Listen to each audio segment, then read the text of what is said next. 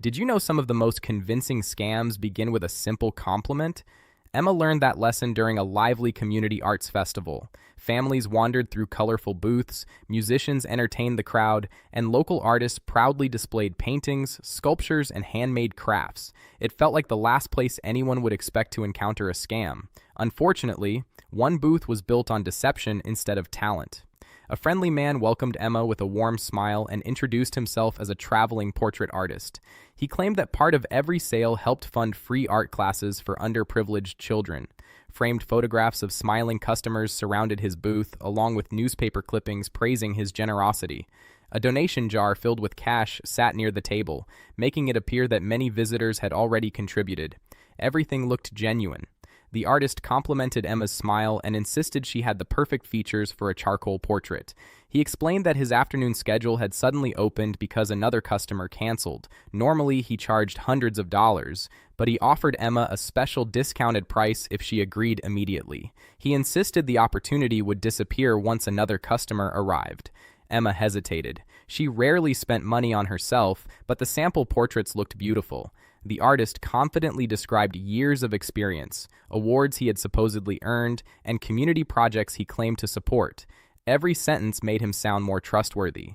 As he sketched, he casually asked Emma about her family, her work, and where she lived. She thought he was simply making conversation while drawing, never realizing he was gathering personal details to build familiarity and lower her guard. After about 20 minutes, he proudly displayed the finished portrait.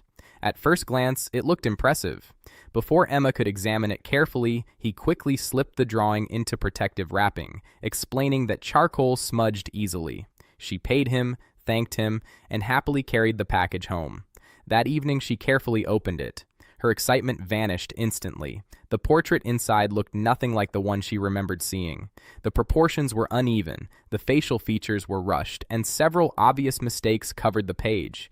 It appeared unfinished, almost as though someone else had drawn it in only a few minutes.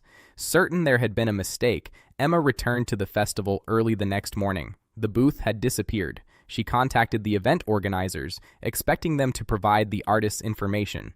Instead, they informed her that no registered vendor matched the business name on her receipt. The newspaper articles decorating the booth had been copied from stories about unrelated artists. Even the charity he claimed to support had never heard of him. Emma soon discovered she wasn't the only victim. Several people purchased paintings they believed were originals, only to discover they were inexpensive printed reproductions. Others paid deposits for family portraits that were never delivered. One elderly couple ordered a memorial sketch honoring their late son and never heard from the artist again. Investigators explained that temporary festivals attract scammers because people naturally trust community events. Victims often assume organizers have verified every vendor. Scammers take advantage of that confidence, moving from town to town under different names before complaints can catch up with them. Looking back, Emma realized the scam depended on psychology rather than artistic ability. The compliments made her feel special. The limited time discount created urgency. The framed photographs, donation jar, and fake newspaper clippings built instant credibility. Every detail encouraged people to stop asking questions. Instead of remaining silent, Emma shared her experience with neighbors, local organizations, and community groups.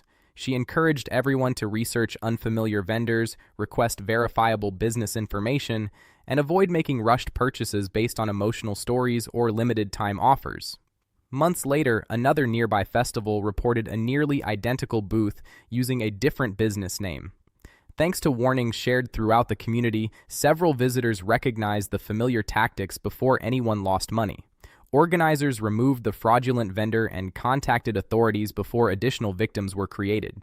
Scammers rely on trust, urgency, and appearances. They know that a convincing story can sometimes be more valuable than genuine skill. This is Scam Breach. Expose the lie. Stop the scam. Protect your money. Don't forget to comment, like, and subscribe. We'll see you in the next breach. Until then, be blessed.